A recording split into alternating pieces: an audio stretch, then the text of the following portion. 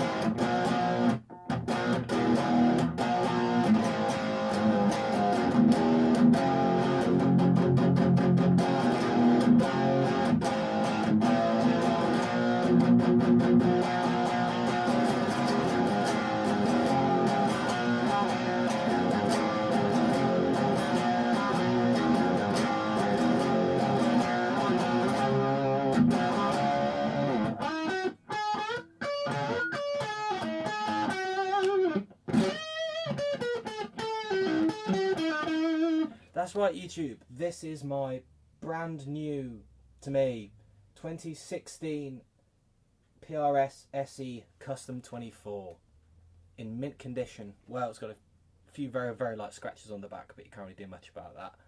Oh, it's a beauty. The SG is gone, my brown Epiphone SG is gone. I've sold it to my mate, who's been coveting it for years, and I put the money towards this baby. Now these are about £700 new in the UK. I got it used for $450.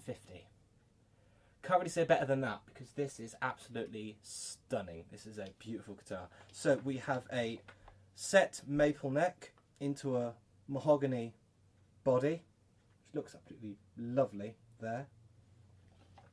And you have a maple cap, and you can see the binding on the side there, the reveal binding.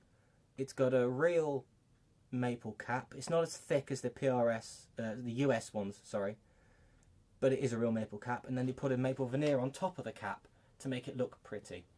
And by God, doesn't that look just lovely?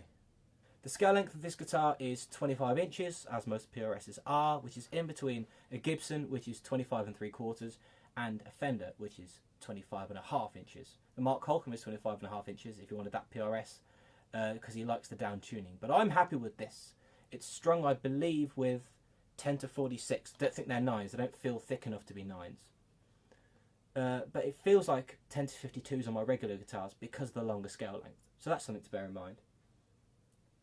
It was made in the World Musical Instruments Company in Korea, which is where the Chapman guitars are made, where I believe obviously the PRS SEs are made and have always been made, and they're the exclusive factory to make all of the PRS SE guitars. They are all from the same factory. I know they make guitars for Schecter and other brands, and to be honest, I have no qualms with their quality. It's got a full steel trem block, if you can see that. Not one of the little weak ones that you see in lots of Strat copies, as you've seen in my other videos when I compare a Wilkinson with a rubbish stock one. It's actually a full block, and you know what? I'm really happy. I'm not going to be changing that out. I'm happy with it as is. PRS style bridge. It came with PRS style tuners that were a lot nicer than the ones on my 2003 Tremonti SE. I know they upgraded the SE range at some point, and the tuners on the 2003 Tremonti frankly weren't very good at all, so I swapped them out for locking tuners. I already had a set of locking tuners knocking about, so I put them on this. So these are lovely. Again, there's nothing wrong with the stock tuners, I just did it because it makes string changes a little bit quicker and easier. The nut is made of some sort of plastic. You've got a volume control, master volume for both pickups, and a tone control. These pots are Alpha branded, so they're the same as Epiphone use.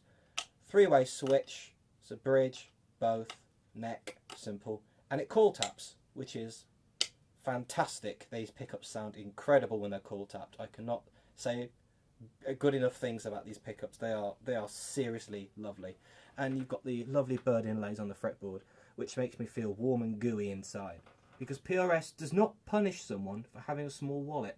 Unlike other brands one could name, where perhaps the lower end version is a bit less neat than the higher spec version, you know, despite the materials being lower quality, they could still inlay them the same, etc. But some companies, to name no names, do that, and some of them have issues with fitting different parts, different spacings, all that rubbish. PRS, it's one spacing. If I wanted to buy a US bridge for this, I'd just go online and I'd bloody buy one, and it would fit like a dream.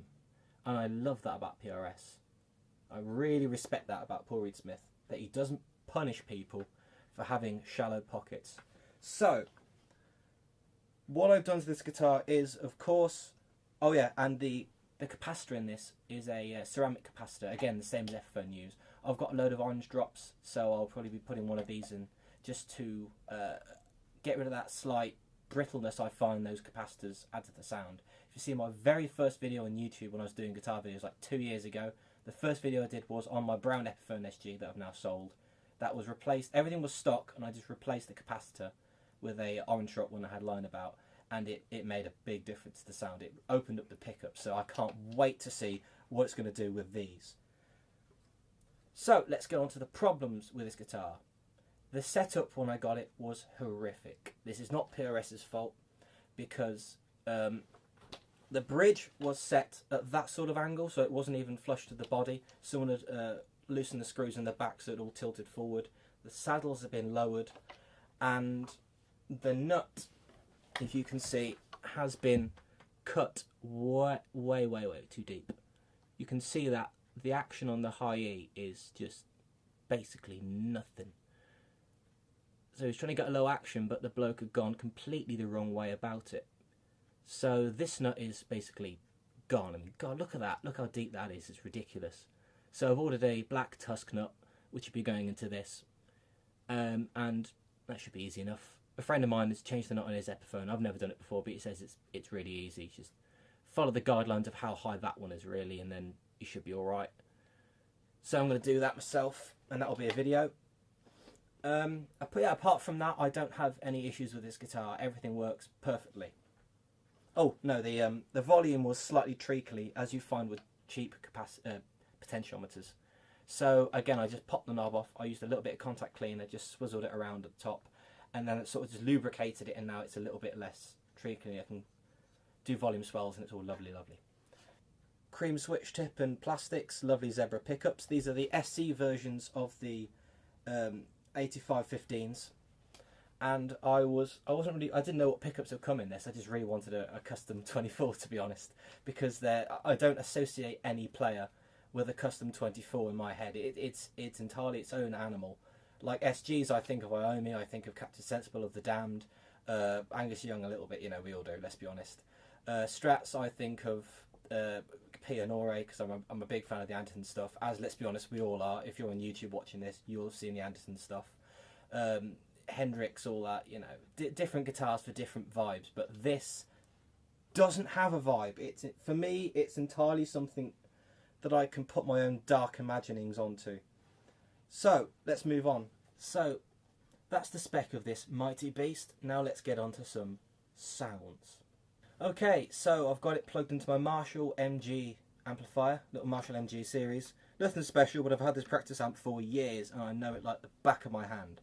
So I've got the gain right down low because it sounds great with a little bit of crunch. And I'm going to go from the bridge humbucker to the neck and then call tap and then the same thing again. So here we go.